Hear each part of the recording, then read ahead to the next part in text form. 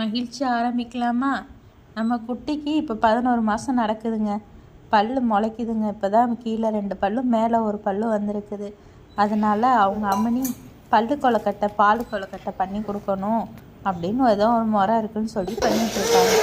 வேறு ஒன்றும் இல்லை, இடியாப்பு மாவில் கொஞ்சம் லைட்டாக உப்பை போட்டு தண்ணி ஊற்றி பதமாக பிசைஞ்சுக்கணுங்க. தஸ்வினும் பாருங்கள் ஹெல்ப் பண்ணுறாரு. அம்மனிக்கும் தம்பிக்கும் ஹெல்ப் பண்ணுறாராமா.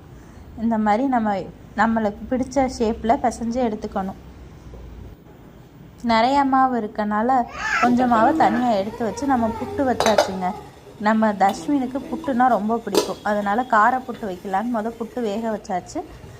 குட்டி பையனுக்கு நேந்திரம்பழத்தை வேக வச்சு கொடுத்தாச்சு. அது அவர் சாப்பிட்டுட்ருக்காரு. அவங்க அம்மனி ஊட்டிகிட்டு இருக்காங்க. இப்போ நம்ம பால் கொலக்கட்டையை போய் பார்க்கலாம். ஃபஸ்ட்டு புட்டு பார்த்தோன்னா புட்டு வெந்துருச்சு. அதனால் புட்டை ஆஃப் பண்ணிவிட்டு பால் கொலக்கட்டைக்கு தண்ணி நல்லா கொதிக்க வச்சு இந்த உருட்டி வச்சுருந்த பால் கொலக்கட்டையெல்லாம் அந்த சுடு தண்ணியில் போடணுங்க. நல்லா வேக விடணும்.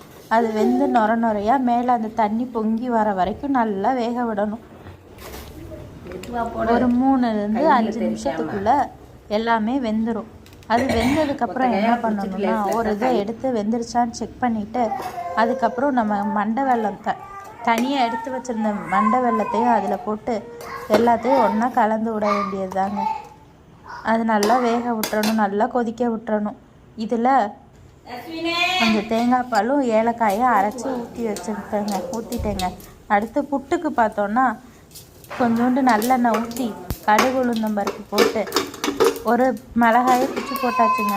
போட்டுட்டு இந்த புட்டு வெந்த புட்டை எடுத்து அதில் போட்டு கிளறி விட்டு கடைசியில் கொஞ்சமாக தேங்காய் பூவையும் போட்டு நல்லா கிளறி விட வேண்டியதாங்க. அவ்வளோதான், சூடான சுவையான கார புட்டு ரெடி.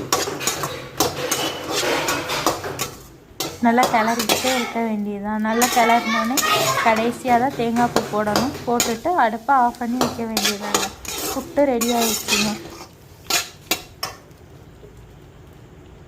இந்த சைடு நம்ம பால் கொலக்கட்டை பார்த்தோன்னா நல்லா கொதிச்சு வருது. டேஸ்ட்டு கரெக்டாக இருக்காங்கிறதுக்காண்டி நம்ம கொஞ்சமாக எடுத்து டேஸ்ட்டு பார்த்துக்கணுங்க. எல்லாமே தயாராக ரெடியாக இருக்குங்க.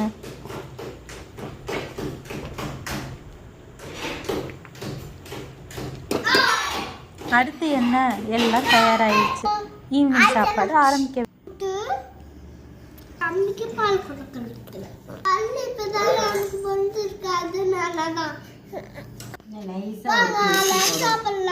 நைஸா உருட்டி அந்த அவன் கேட்குறான்டா.